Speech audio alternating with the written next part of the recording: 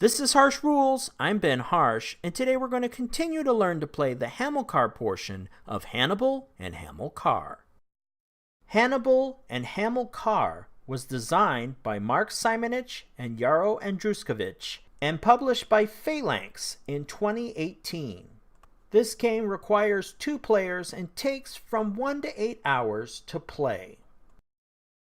This is the third part of the tutorial series focused on the Hamilcar portion of Hannibal and Hamilcar. This episode builds on the previous 6 episodes in this tutorial series, and now in this final episode for Hamilcar, we're going to look at naval gameplay. So let's jump right in.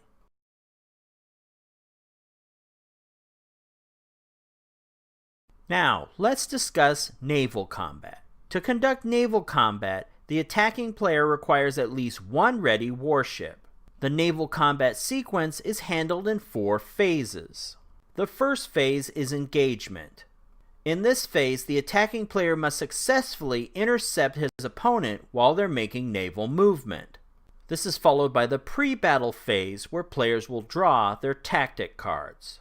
Once this is complete, players will conduct the actual naval battle. And finally, once the battle is complete, the aftermath will be resolved. This typically results in a shift in naval supremacy. Now, let's look at each of these phases in greater detail.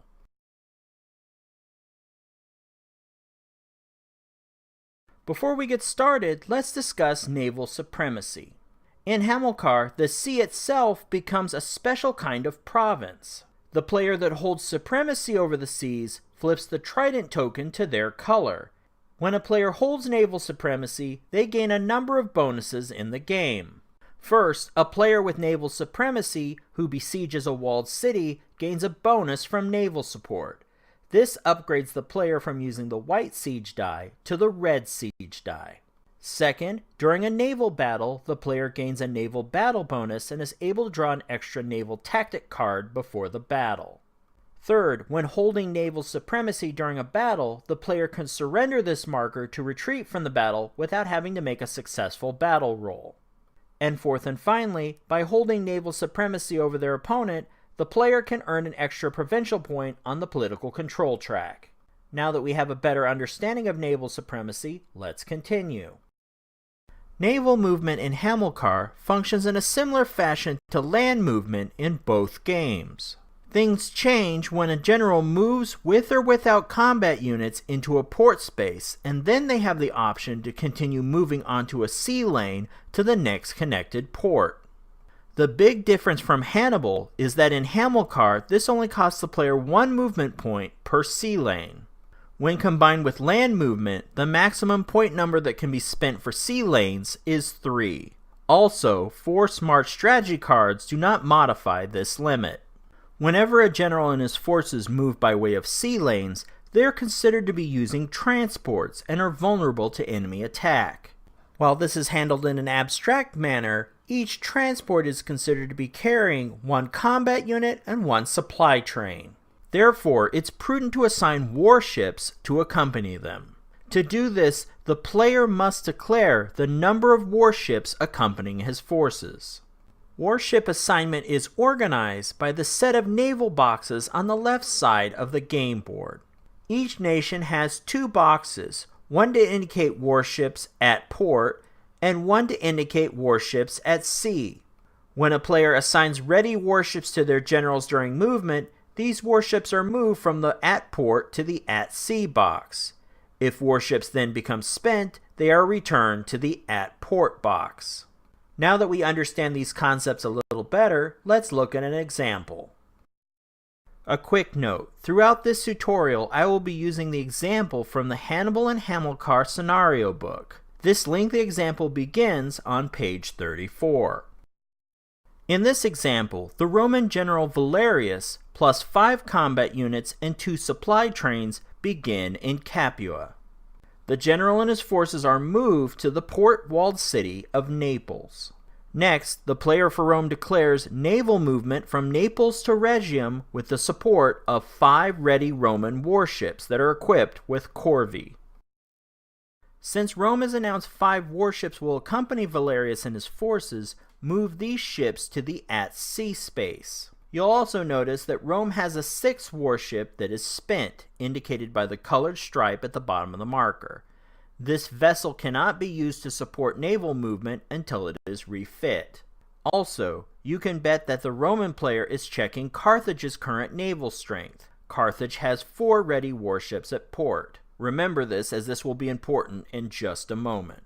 So now let's return to our example. So now that we've added the 5 ready Roman warships, Valerius moves from Naples to Rhegium. In this simplistic example, there are no Carthaginian generals within range to attempt an interception to stop him. Next, the player for Rome announces movement from Rhegium to Syracuse, where obviously they intend to threaten Carthaginian interests. In this instance, Carthage does have a general, Gisgo, who will attempt to intercept the Roman fleet. To pull this off, the Carthage player must have at least 1 ready warship in port. Fortunately, as you recall, Carthage in fact has 4 ready warships at port. The Carthage player announces they will attempt an intercept with all 4 warships. Much like land interceptions, the player for Carthage must make a successful battle roll with their general by rolling equal to or less than that general's battle rating. In this example, the player for Carthage rolls a 3, which fails the battle roll. The player for Carthage then decides to play a strategy card from their hand for a counter event, and modify their die result by a -2. With this modified result, the interception succeeds, and the naval battle is on.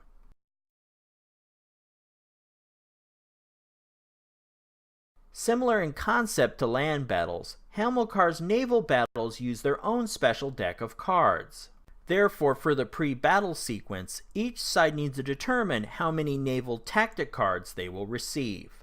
However, compared to land battles, naval battles are much more simple.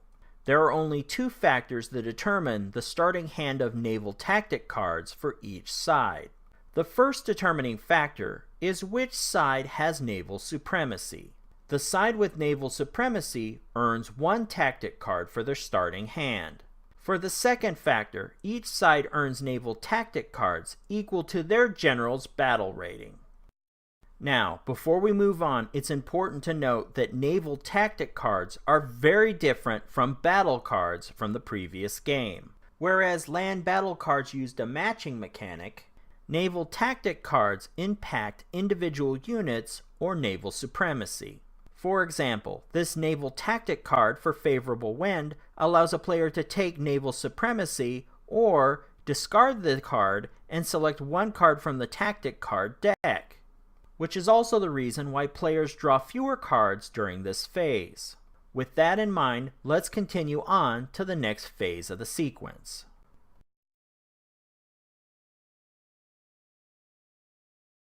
A naval battle in Hamilcar is conducted in 3 steps.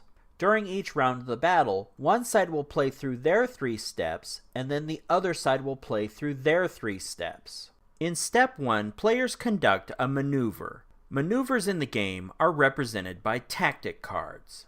A player must choose from the tactic cards they have available in their hand and play 1. When making their attack, the player must target either warships or transports. In the next step, the player will engage his opponent and make a roll on the attrition table. This will determine the number of ships affected by his attack. After that, in the next step, the player has a choice. First, they can attempt to regroup. This gives them an opportunity to try to draw a new tactic card. If the general leading the naval battle has the admiral trait, then to draw a naval tactic card, they must make a battle roll less than or equal to their battle rating. However, if the general is not an admiral, they must roll a 1 to draw another tactic card.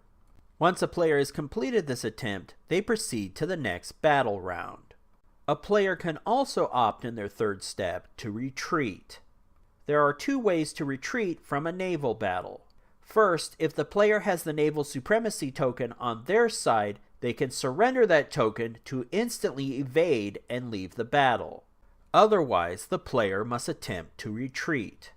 If the general attempting to retreat has the admiral rating, then they must make a battle roll and have a die result equal to or less than their battle rating. Otherwise, generals without this trait must roll a 1 to retreat. If they fail this roll, the battle continues for another round. Next, let's take a look at a battle round from our example. I've set up a little panel for us to walk through how this works. So first, we're going to move the ships involved in the battle from at port to at sea. The units involved in the battle are also placed in the at sea box, but there's really not enough room to see things clearly, so we'll place them below. That way you can see what's going on. Also, Carthage has naval supremacy, so place the naval supremacy marker in the center of this panel. Now let's walk through a battle round. In a battle round of Hamilcar, one side completes their 3 steps, and then the other side completes their 3 steps. In this example, Carthage is going to go first, so let's walk through the first step of the battle round, called Maneuver.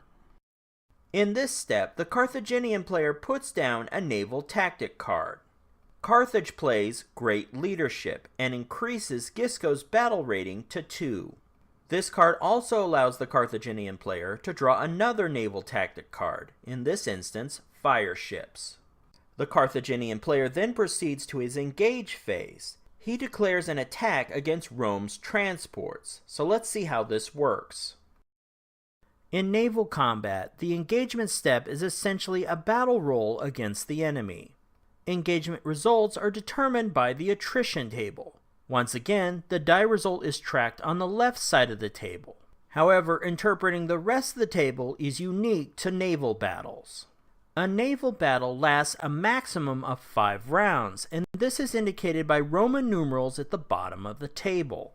These rounds determine the number of casualties to ships and transports in the conflict. As long as each player has 1 ready warship in the naval battle, they get to roll 1 classic die on the attrition table.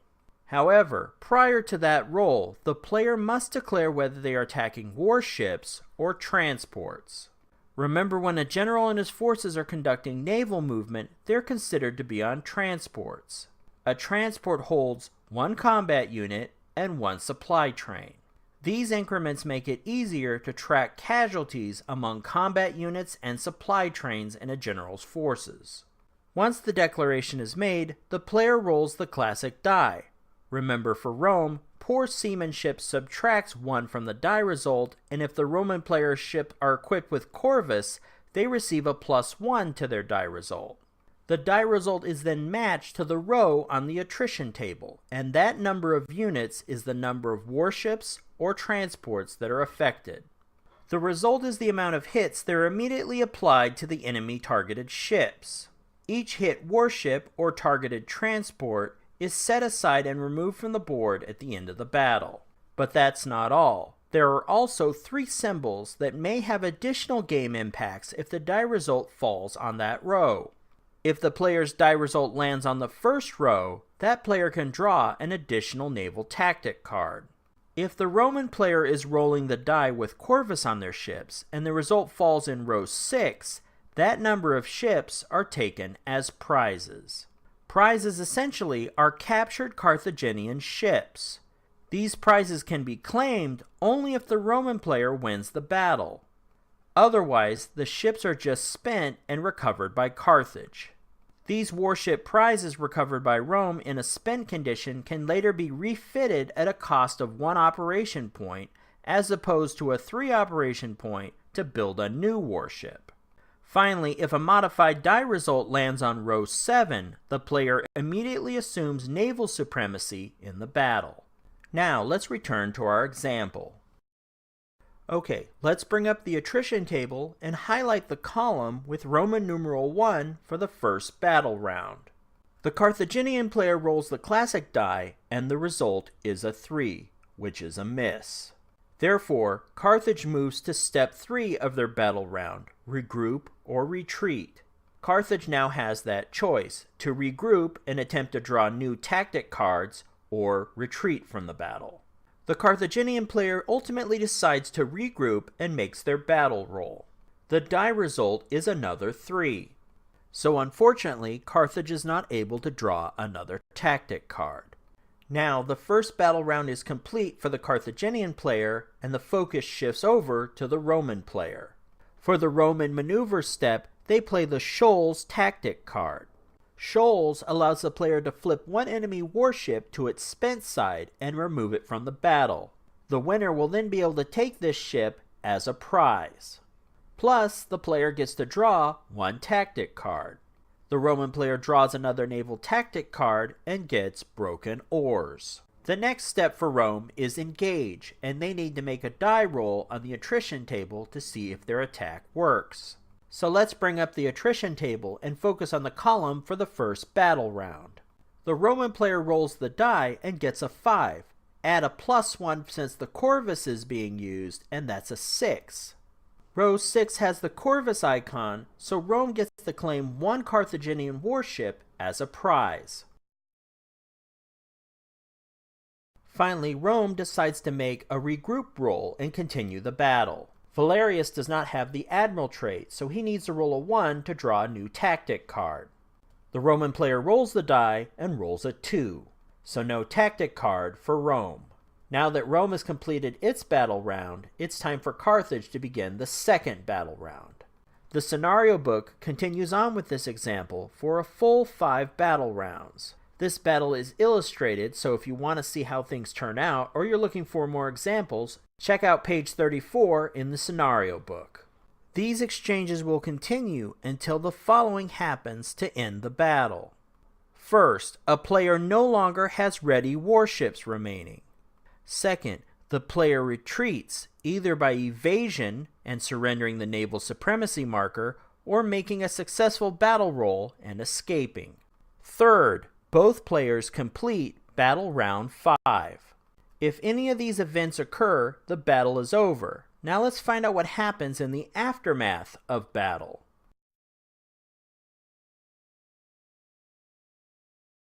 The aftermath step in the battle is the cleanup and transition back to the main game.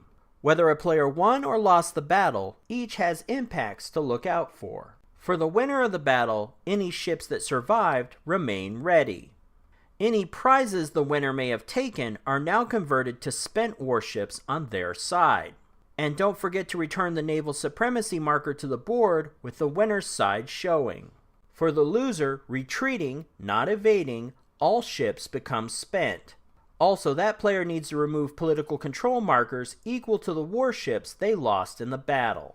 And that completes the last step of the naval combat section of the game. This concludes the third episode of the Harsh Rules tutorial series for the Hamilcar portion of Hannibal and Hamilcar from Phalanx. With everything you've learned from this series, you should be able to begin your own game of Hamilcar with your friends. I look forward to hearing about your experience with this in the comments section. If you like this content and would like to see more, be sure to hit the like button and then ring the bell for notifications. As always, I'm Ben Harsh for Harsh Rules. Thank you so much for watching, and I'll see you on the next episode.